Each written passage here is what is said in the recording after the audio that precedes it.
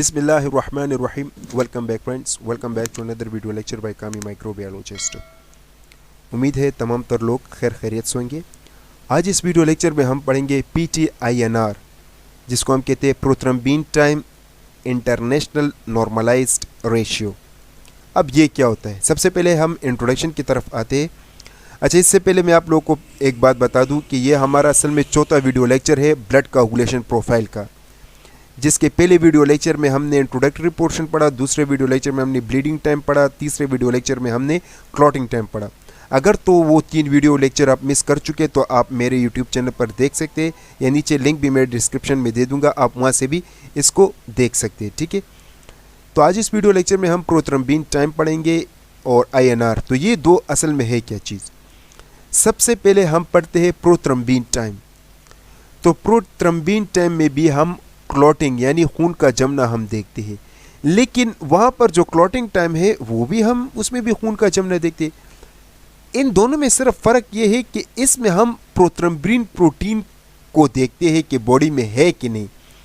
Prothrombin आपके पास एक ऐसा प्रोटीन होता है जो कि क्लॉटिंग में एक मेन रोल अदा करता है, जो कि लिवर में मोस्टली बनता है। ठीक है, फ़र्क सिर्फ इतना है कि इसमें प्रोथ्रम्बिन को मोस्टली चेक किया जाता है। ठीक है, अब बात करें हम INR की, तो INR आपके पास असल में एक कैलकुलेशन होता है जो कि मोस्टली आपके पास प्रोथ्रम्बिन टाइम पर बेस्ड करता है। और ये हम इसलिए करते हैं कि जब लेट सपोज हमारे पास बाजू का जो है ये थ्रोम्बोसिस का अमल होता है बॉडी में, मतलब वेन के अंदर डीप वेन थ्रोम्बोसिस का अमल होता है ना, तो उसके लिए हम क्या करते हैं, वेरेफिन यानी एंटी कोगुलेंट थेरेपी करते हैं, या वेरेफिन जैसे मेडिकेशन हम लेते हैं, ब्लड थिनर मेडिकेशन हम लेते हैं। ठीक है, तो वो हम मोस्टली लेते हैं ताकि इनसाइड क्लॉटिंग ना हो जाए। तो INR हम फिर करते हैं। INR का मकसद ये होता है कि ये जो मेडिकेशन आप लेते हो ब्लड थिनर के लिए, वो अपना काम कर रहा है कि नहीं। तो ये INR का मकसद सिर्फ ये होता है कि इस टेस्ट से हम सिर्फ मेडिकेशन यानी ब्लड थिनिंग मेडिकेशन का अंदाज़ा लगाते हैं कि ये अपना काम कर रहे हैं या नहीं। ठीक है, अब ये जो टेस्ट है PTINR, ये असल में एक साइंटिस्ट, एक प्रोफेसर जो कि जिसका नाम आर्मंड क्विक था, उसने 1940 में इस टेस्ट को डिस्कवर किया था। ठीक है, अब इस टेस्ट का पर्पस क्या है, किस मकसद के लिए, मतलब इम्पोर्टेंस, यूजेस क्या है, क्यों करते हैं। तो ब्लीडिंग यानी खून का जो बहना होता है उसका प्रोसेस हम देखते हैं, क्लॉटिंग डिसऑर्डर, ठीक है, खून के जमने का जो मसला होता है वो हम देखते हैं, लिवर प्रॉब्लम, जिगर में जो मसला होता है। ठीक है, इसके अलावा हम ये टेस्ट इसलिए भी करते हैं ताकि हम ब्लीडिंग देख ले कि बॉडी में ब्लीडिंग कितना हो रहा है, वो चेक कर ले। सर्जरी के बाद, सर्जरी से पहले हम ये मोस्टली करते हैं, ये इसका ये मकसद होता है। और इसके अलावा वारफरीन जो मेडिसिन हम देते हैं ब्लड थिनर, वो हम देख ले कि उसकी एफिकेसी कैसी है। तो इस मकसद के लिए ये टेस्ट हम करते हैं। ठीक है, अब अगर हम इसका प्रिंसिपल पढ़ ले कि इसका मतलब असूल क्या है, तो जब कभी ये टेस्ट हम करेंगे ना, तो इसके लिए हमें सोडियम सिट्रेट ट्यूब चाहिए। ब्लड हम उसमें कलेक्ट करेंगे, तो उसमें आपके पास प्लाज्मा बन जाएगा जिसको हम सिट्रेट प्लाज्मा कहेंगे। वो प्लाज्मा हम क्या करेंगे, उसको हम थ्रोम्बोप्लास्टिन कैल्शियम क्लोराइड के साथ मिक्सअप कर लेंगे। उसके मिक्सअप करने के बाद आपके पास एक स्टेबल क्लॉट बन जाएगा। ठीक है, और जिस टाइम के बाद वो क्लॉट बन गया, जिस टाइम के दौरान, वो टाइम आपके पास PT कहलाएगा, प्रोथ्रम्बिन टाइम कहलाएगा। तो ये इसका असूल है, ये प्रिंसिपल है इसका। ठीक है, अच्छा, मेथड्स अगर हम पढ़ ले तो हमारे पास मोस्टली 2 मेथड्स होते हैं। एक को हम कहते हैं मैनुअल, दूसरा को हम कहते हैं ऑटोमेटेड। ऑटोमेटेड मेथड कुछ ये होता है कि इसमें हम एक मशीन, एनालाइजर मशीन का इस्तेमाल कर सकते हैं, जिसे कि आप स्क्रीन पर देख सकते हैं। तो रिक्वायरमेंट्स मतलब क्या रिक्वायर्ड होते हैं, इन 2 मेथड में हमारे पास ये सारे रिक्वायरमेंट आते हैं, जिसमें कुछ रिक्वायरमेंट्स मैनुअल में आते हैं, कुछ रिक्वायरमेंट्स ऑटोमेटेड में आते हैं। अच्छा जी, हमारे पास जब ये प्रोसेस हम करेंगे तो हमें एनालाइज़र की ज़रूरत होती है, जैसे कि आप स्क्रीन पर देख सकते हैं, ये मशीन हमें ज़रूरत होती है अगर ऑटोमेटेड मेथड आप करते हैं। सेंट्रीफ्यूज मशीन आप देख सकते हो, सेंट्रीफ्यूज की ज़रूरत हमें होती है। पाइपेट, टिप्स, ठीक है, blood in sodium citrate mostly ये ब्लू ट्यूब होते हैं, जैसे कि स्क्रीन पर आप देख सकते हो। तो ब्लड आपने इस ट्यूब में लेना है। ठीक है, जब ये PT आपने करना है। स्टॉप वॉच लैंप आपको चाहिए, water bath clean test tube आपको चाहिए, thromboplastin calcium chloride mix reagent, ये दोनों मिक्स रिएजेंट के फॉर्म में भी आपको आते हैं, ठीक है ना। तो ये आपको चाहिए, किवेट आपको चाहिए। तो ये चीज़ें आपको चाहिए इस टेस्ट को परफॉर्म करने के लिए। अब हम मैनुअल मेथड पढ़ते हैं कि using manually method how to find PT. तो इसके लिए सबसे पहले हमें क्या करना चाहिए, हमें ब्लड यानी वेन से ब्लड को कलेक्ट करके सिरिंज से फिर हमने सोडियम सिट्रेट ट्यूब में हमने शिफ्ट करना होगा, फिर हमने सेंट्रीफ्यूज करना होगा। उम्मीद है सेंट्रीफ्यूगेशन का तरीका आपको आता होगा। जैसे कि मैंने आपको पहले भी बताया था कि सेंट्रीफ्यूज जब कभी भी आप करेंगे ना, तो कोशिश ये करें कि जो sodium citrate let suppose tube जो आपके पास है, उसी तरह दूसरा ट्यूब भी आप ढूंढ ले और उसमें उतना अमाउंट ऑफ लिक्विड डालो जितना अमाउंट ऑफ लिक्विड आपके पास सोडियम सिट्रेट में है, और फिर आपने इसको क्या करना है, सेंट्रीफ्यूज करना है 10 मिनट के लिए 2000 आरपीएम पर। अगर तो ऐसा नहीं किया, बैलेंस मतलब इम्बैलेंस आपने किया, बैलेंस सही तरीके से नहीं किया, तो ज़ाहिर बात है मसला फिर हो सकता है, सेंट्रीफ्यूज भी ख़राब होने के चांसेस है इसमें, ठीक है। अच्छा, लेट सपोज आपने सेंट्रीफ्यूगेशन का अमल कर लिया, 10 मिनट बाद सेंट्रीफ्यूगेशन हो गया। फिर जब आप ये ट्यूब देखेंगे ना, तो इसमें आपके पास क्लियर प्लाज्मा बनेगा। अच्छा, यहाँ पर थोड़ा सा मसला ये होता है कि लोग प्लाज्मा और सीरम में फ़र्क नहीं कर पाते। तो याद रखिएगा, जो प्लाज्मा होता है ना, वो मोस्टली आपके पास EDTA या सिट्रेट सोडियम सिट्रेट ट्यूब में मोस्टली प्लाज्मा बनता है। जो कि सीरम होता है ना, सीरम वो आपके पास जेल ट्यूब या आम ट्यूब में आपके पास सीरम बनता है, ठीक है ना। सीरम और प्लाज्मा पर मैंने एक अलहदा वीडियो बनाया है, आप मेरे यूट्यूब चैनल पर देख सकते हैं, difference between serum and plasma, ठीक है। वो मैंने इस पर एक लंबा चौड़ा वीडियो बनाया, वो वहाँ से आप देख सकते हैं, ठीक है। अच्छा, तो जैसे आपने प्लाज्मा आपके पास बन गया, जैसे कि आप स्क्रीन पर देख सकते हैं, सेंट्रीफ्यूगेशन के पास आपके पास प्लाज्मा, रेड सेल और दरमियान में एक बफी कोड बन जाएगा। तो ये 3 चीज़ें सेंट्रीफ्यूगेशन के पास बाद आपके पास बन जाएंगे। तो आपने क्या करना है, जो प्लाज्मा होगा वो 100 माइक्रोलीटर पिकअप करके इनटू द नेक्स्ट ट्यूब आपने क्या करना है, इसको शिफ्ट करना है नेक्स्ट क्लीन ट्यूब में, ठीक है। आपने इसको शिफ्ट कर दिया, फिर आपने क्या करना है, इसको वाटर बाथ में रखना है 37 सेंटीग्रेड के लिए 2 मिनट के लिए। 2 मिनट के लिए आपने इसको वाटर बाथ में 37 सेंटीग्रेड के लिए रख लिया।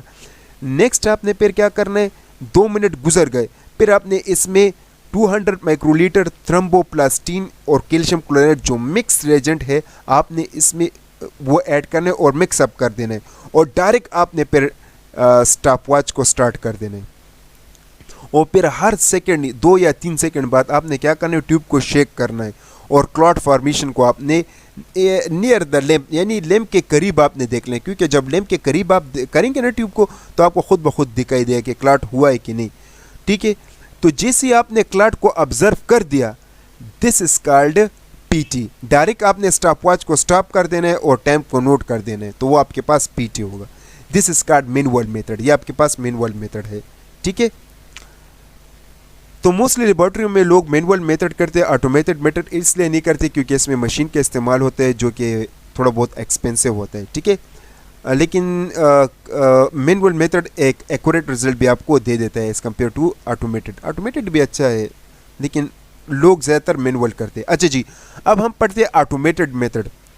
ऑटोमेटेड मेथड के लिए आपको इस मशीन की ज़रूरत पड़ती है, जैसे कि आप देख सकते हैं, इसमें आपके पास प्रिंट भी होता है, इसमें आपके पास ये स्क्रीन होते हैं, इसमें आपके पास ये होल्ड्स वगैरह होते हैं, आप देख सकते हैं, ठीक है ना। साथ में बस ये चीज़ें आपके पास होती है, ठीक है। अच्छा जी, अब आपने क्या करना है, आपने क्यूवेट को लेना है, क्लीन क्यूवेट को, जैसे कि आप देख सकते हैं, उसमें आपने 500 माइक्रोलीटर ब्लड प्लाज्मा को ऐड कर देना है। नेक्स्ट आपने इस मशीन के होल, जैसे कि आप देख सकते हैं, मशीन के होल के अंदर आपने क्यूवेट को रख देना है, ठीक है। तो 2 मिनट के लिए आपने रख देना है, ये इंक्यूबेशन पीरियड इसका होगा।